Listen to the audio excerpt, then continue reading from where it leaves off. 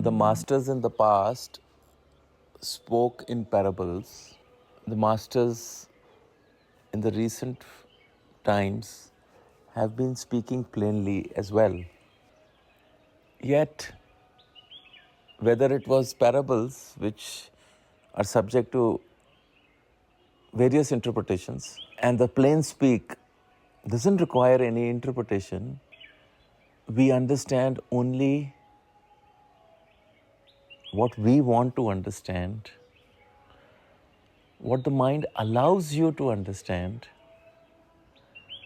what is convenient and acceptable to the mind is what it will take out of it. And so therefore, in simple messages of masters like love all, serve all, love thy neighbor, forgive him for he knows not what he does, blessed are the pure at heart, all these sayings mean different things to different people based on their own evolutionary journey, based on what they have experienced in life. And the same thing gives us so much joy, and the same thing doesn't give much to another person. And even in the same house, you may be living with your own family members, and you might be finding a great joy in something, but the family member next to you may just move on. So it's not about what you've understood. It's about what you want to understand. It's about how open you are, how much seeking you have within you. That will depend, that will decide, that will really give you the rasa or the essence of what is being said. So it's, I feel parables were used in the earlier times because that is how people communicated. It was not the intention of the masters to make things difficult. It's how language was spoken and understood. We find it now difficult to interpret. And we don't have to go too far off. Look at, people are obsessed with the predictions of Nostradamus. Closer in time, even the language that Shakespeare used. It's not plain speak, it's not so easy to understand. So within, I think, Nostradamus was somewhere around the 1500 AD kind of a time frame, I think. And Shakespeare was maybe another 200 years later. But yet, in that time also, though it has got simplified a little bit, but still it requires, you can see that that's the kind of language that was spoken then. So masters don't want to deliberately make things difficult. And we, in not wanting the responsibility of experiencing something, we blame it on the language. Mind is looking for excuses of avoiding taking the responsibility of getting the experience. And to get the experience, you have to put something to practice. And since the mind is not ready to receive it, because it's not convenient, it doesn't accept it, therefore it creates all these things as something to hide behind, so that we don't have to get down to doing it. And knowledge, as you said, is immense. It's in the Bible, It's in, as you said, what other saints like Saint Thomas and others have written, and they have their gospels.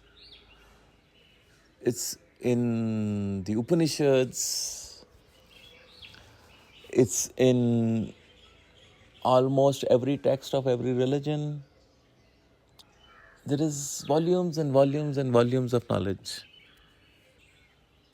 But even one verse, one strain, one line actually is enough if we can go through the layers and levels of what the message is about. And the joy I saw on your face when you spoke about the teachings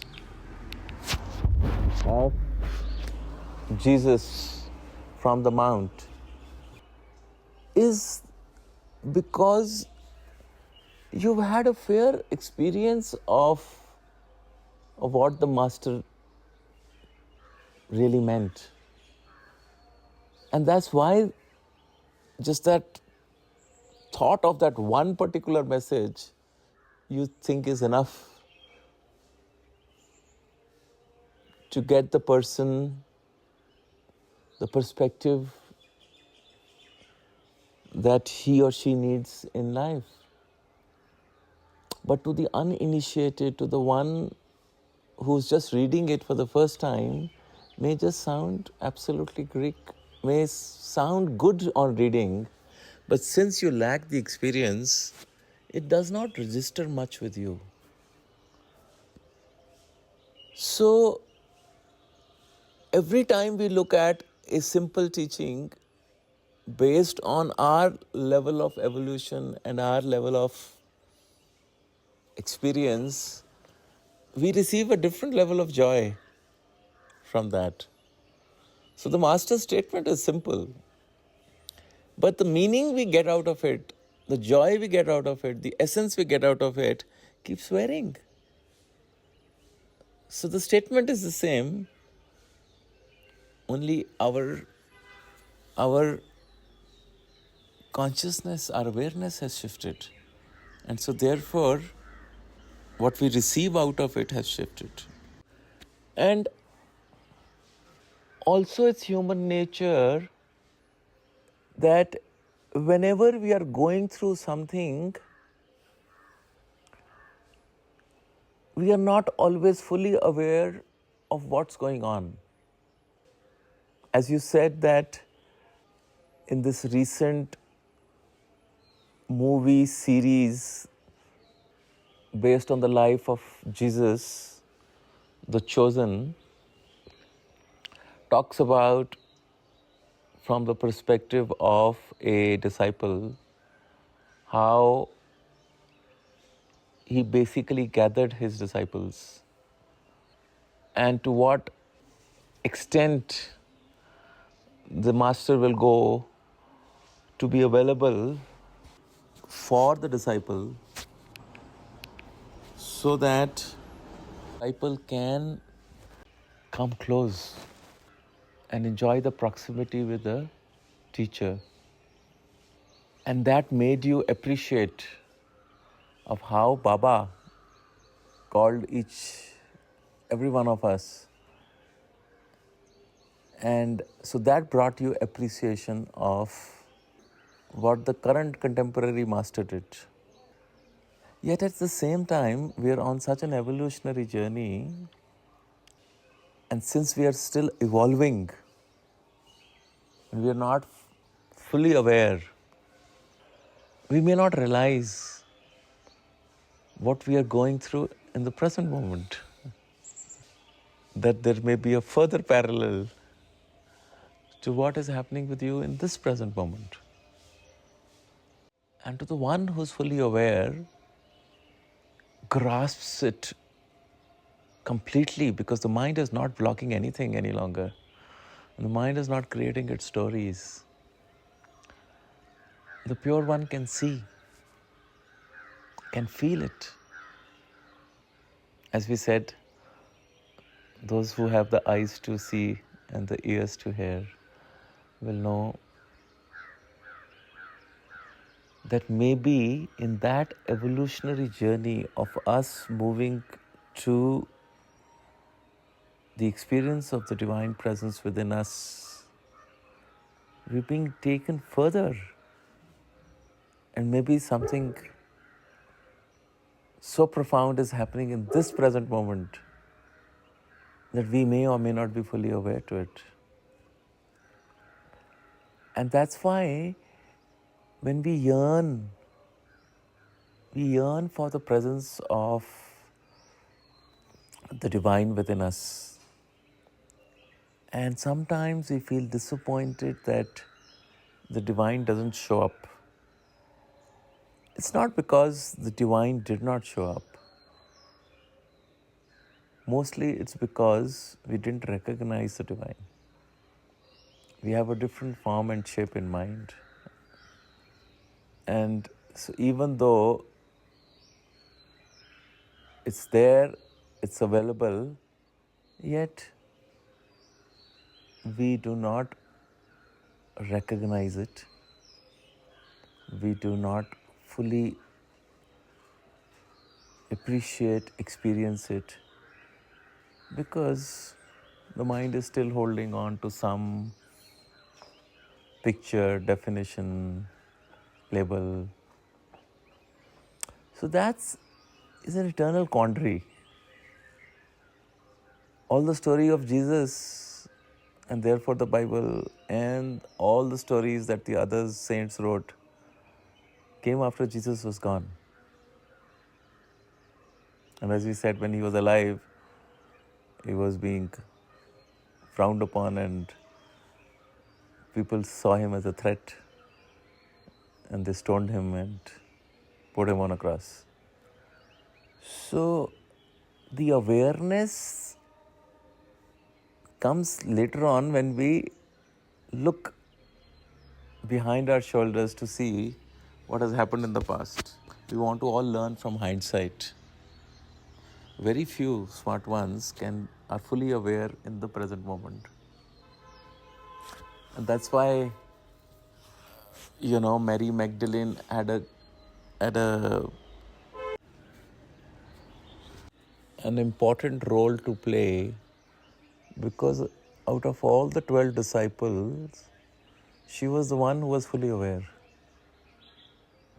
of who she was with and what she was experiencing. And that's what makes the Master close to such a disciple. Master loves everyone equally. But everyone, even though they were all close to him, there was only the one who had truly understood and experienced who the Master really was. That's all. And that is why when she said that what she had seen afterwards, she was the first one to notice. A lot of people, even within the disciples, didn't believe it because of their jealousy for each other.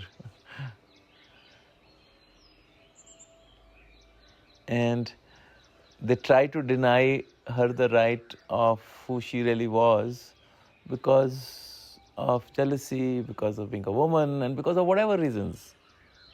But that doesn't matter. What matters is this understanding that this is how it operates all the time.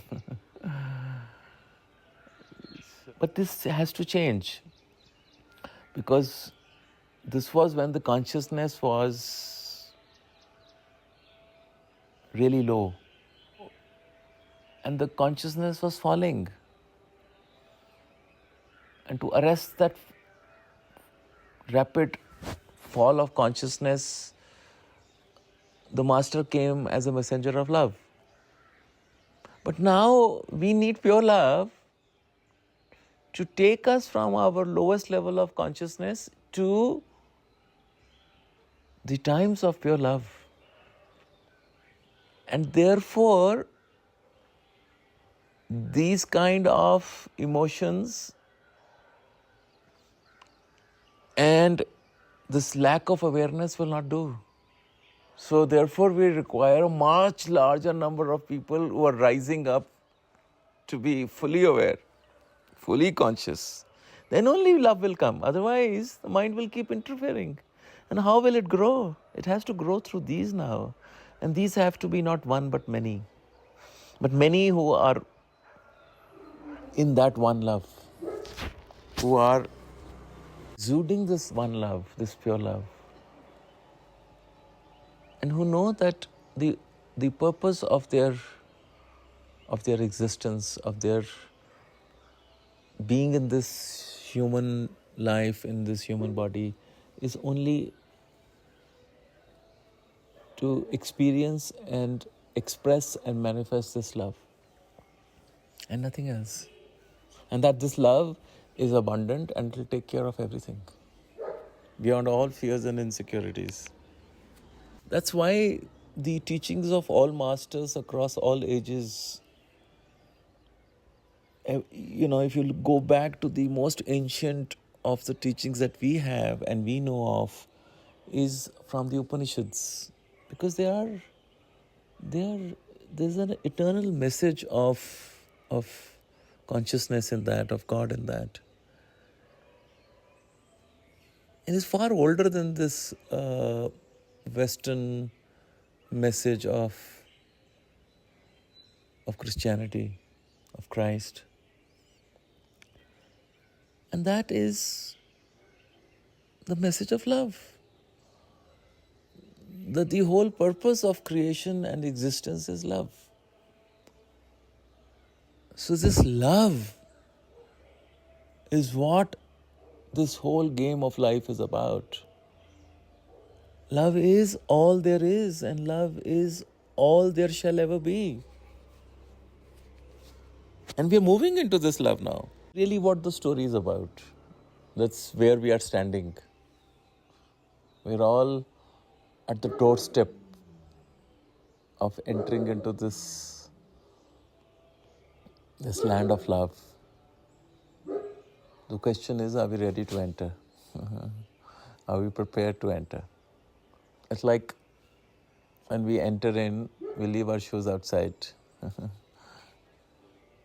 Are we willing to leave the mind behind and enter into that and leave it out forever?